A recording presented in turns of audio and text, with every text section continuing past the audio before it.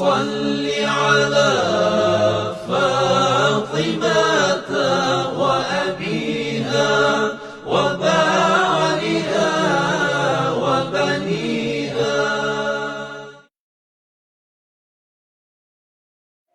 حضرت آقا امیر المؤمنین علی ابن ابی طالب علیہ الصلوۃ والسلام نے حضرت آقا امام حسن مجتبی علیہ الصلوۃ والسلام سے ارشاد فرمایا،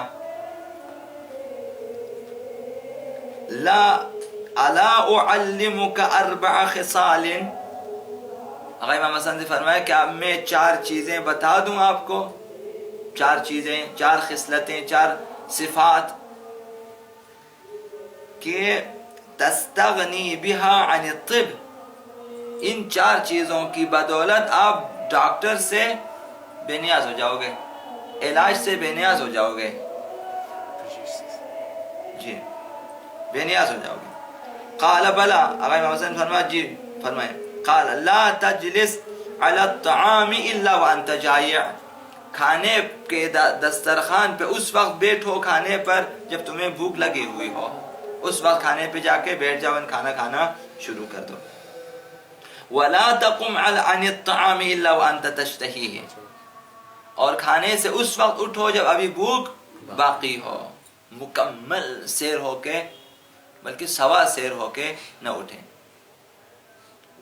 کھانے سے اپنے اندازے سے بھی زیادہ کھا کے، یہ زیاد خوری بہت بری چیز ہوتی ہے.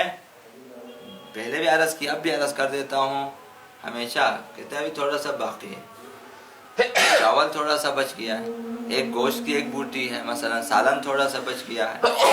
اب کہتے ہیں یار کھاؤ، بخرن ضائع مشنا، وہ پھر ادھر اور ضائع ہو رہے ہیں، آپ کی جان ضائع ہو رہی ہے، آپ کی صحت ضائع ہو رہی ہے.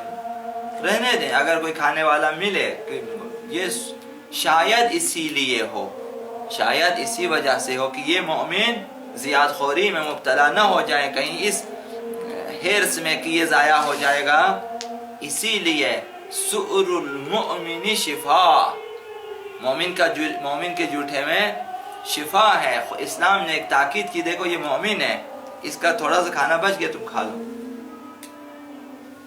شفا کے عنوان سے، تاکہ ہم ایسا نہ ہو کہ نہیں یار جھوٹا کون کھاتا ہے، تم نے ہاتھ مارا ہے.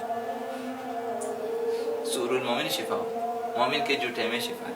ساتھ کھایا کریں کبھی بھی، البتہ ہاتھ دھو کے، ہاتھ دھو کے ساتھ کھایا کریں، شفا ہے. ایک دوسرے کا جھوٹا کھایا کریں. شاید اس لیے دیکھیں ابھی ایک مومن کھا رہا ہے، کچھ بچ گیا، کہ ایسا نہ کہ ضائع ہو جائے، دوسرے لوگ کھا لیں، تاکہ یہ زیاد خوری سے بچ جائے اور کھانا بھی شاید اس لیے. تو آقا امام حسن سے فرمایا کہ کھانے سے اس وقت اٹھو ابھی تک بھوک باقی ہو. تو یہ کام کہ ضائع ہو جائے گا کھا لو، یہ کام کبھی بھی نہ کریں. چاہے جہاں تک آپ کی طبیعت نے انکار کیا چھوڑ دیں وہیں پہ.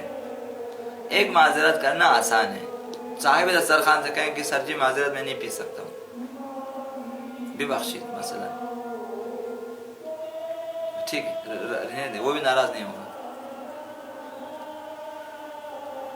تو فرمایا کہ کھانے پہ اس وقت بیٹھو جب بھوک لگے، کھانے سے اس وقت اٹھو جب ابھی بھوک باقی ہو.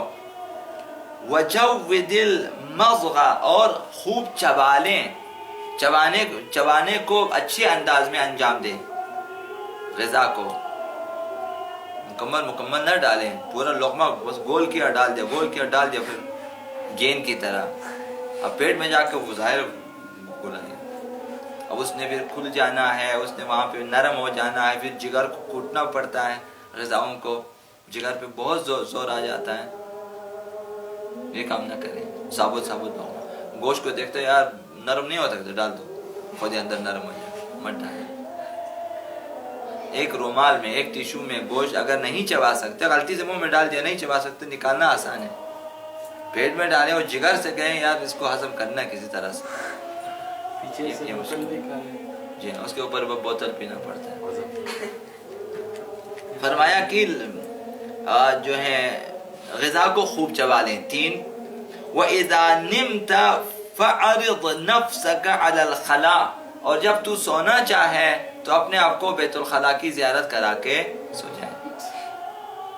ایک دفعہ ضرور جائیں بیت الخلاء، عادت بنا لیں، سونے سے پہلے بستر لگ گیا، سونا ہے بیت الخلاء، خواہ جو بھی کہے کوئی پرواہ نہ کرے، بیت الخلاء جا کے ریلیکس ہو جائے.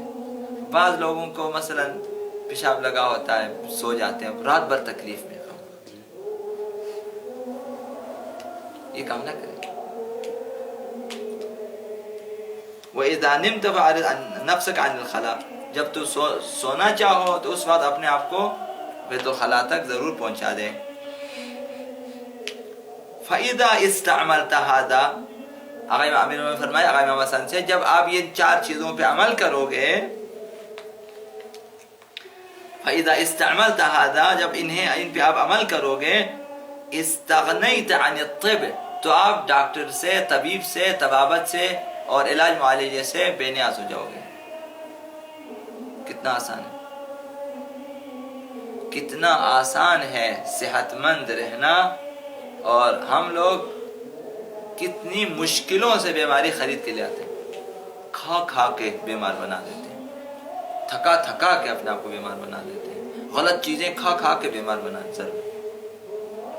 مفت میں ملنے والی جنت، خرید کر لانے والی جہنم. مسلمان یہ ہے، جہنم کو خرید کے لاتے ہیں، گناہ مفت میں نہیں ہے، خریدنا ہوتا ہے پیسوں میں. جنت مفت میں مل جاتی ہے، خرچہ نہیں ہے.